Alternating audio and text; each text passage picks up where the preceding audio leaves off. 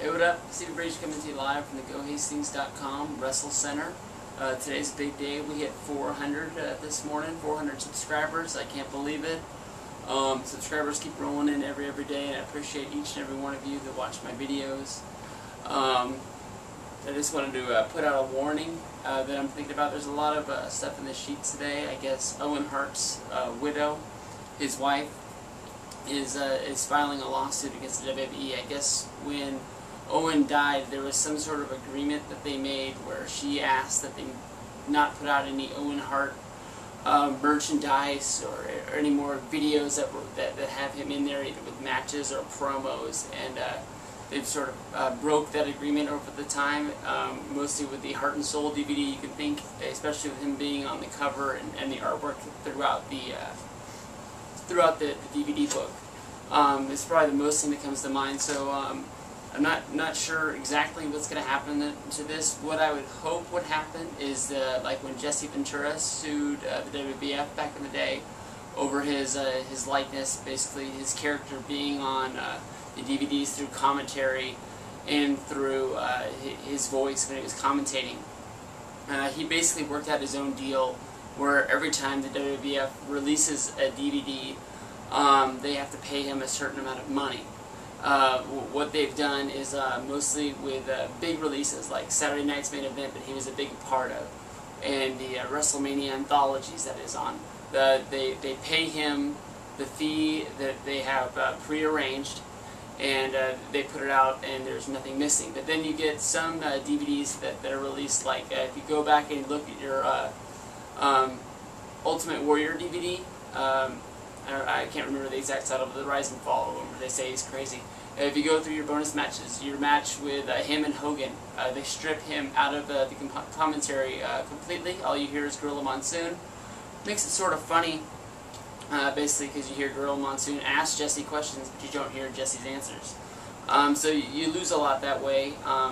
So I'm not 100% sure where this is going to go, but this is the warning that I'm saying. I'm saying for anybody out there who doesn't own DVDs like the Bret Hart DVD or the Heart and Soul DVD, go out and pick those up. I'm not sure if it's going to get to the point where they have to pull those off the shelves and they're not going to be available anymore. You'll have to find only used copies, but it could.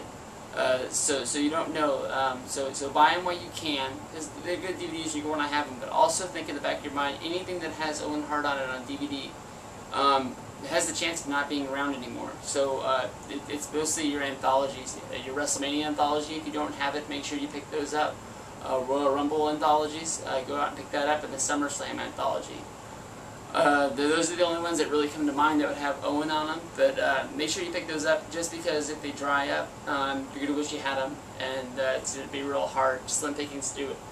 Pick them up if they become rare, because those are items that I don't see people ditching out of their collections until they get to the point where they just don't need wrestling anymore.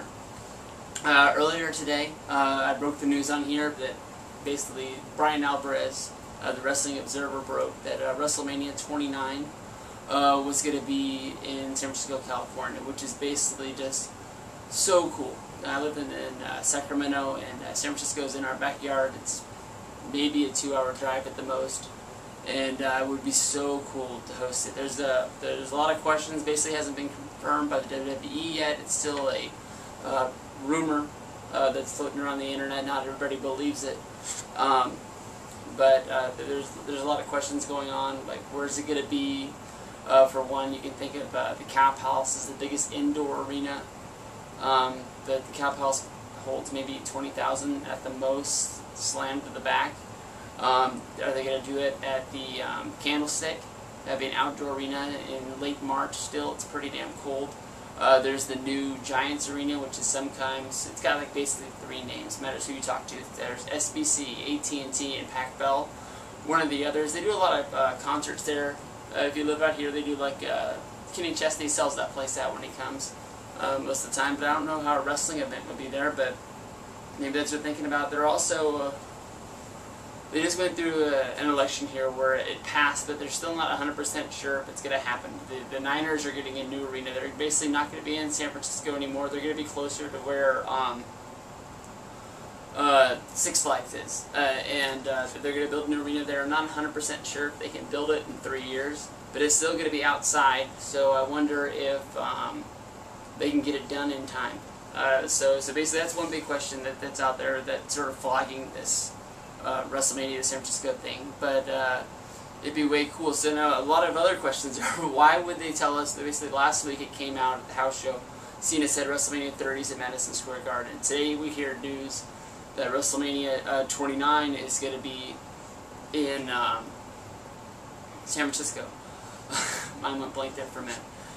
But why haven't they said anything about 28? First thing that comes to mind is that maybe they want to go back to LA, maybe they're going to make that announcement at SummerSlam and hold it at the Staples Center again. It's sort of a step down from all the big arenas they've been having, but when I was at WrestleMania 27, that place looked full. That place looked real full.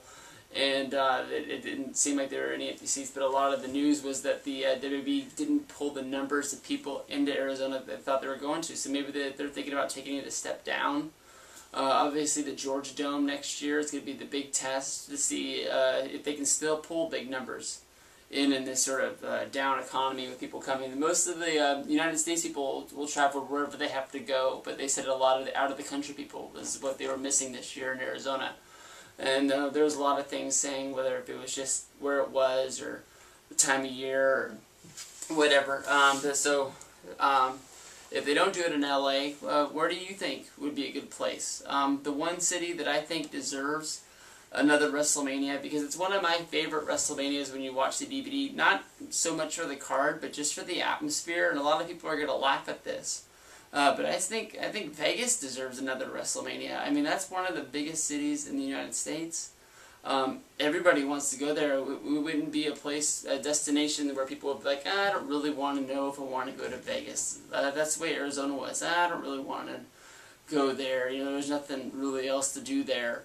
But there's flags that pop up around this. I mean, everybody read the story about MVP. Basically, MVP had to ask permission. All the wrestlers WrestleMania weekend have to ask permission for what they're going to do because they always have to be on call for something. MVP just wanted to go to a basketball game. He wanted to see the Phoenix Suns play. And he was told by management he couldn't go. So there's going to be a lot of things in Vegas that they don't want their wrestlers getting into trouble with, whether it be strip clubs like Pac-Man Jones or, you know, just basic out gambling and drinking where there's a ton of people in Vegas. Vegas is a town that 24 hours a day, everything's open, and basically everybody's going to see anything these guys do. They're bigger, larger than life, and nobody's going to slip through the cracks. One other flag is people are going to say that the last WrestleMania there was horrible. But if you close your eyes and you seem to forget the card for the Giant Gonzalez against The Undertaker, and you forget Crush vs. Doink and Hogan winning the title, that WrestleMania is pretty good. Maybe you don't need to have all the togas, and you don't need Cleopatra coming down to the ring. But, hell, I say give him another shot. I mean, that's one of my favorite WrestleManias. Like when I played the Legends of WrestleMania game, that's my favorite arena to host the matches in. Do you guys think Vegas could do another WrestleMania? I think they could. Stevie Breach.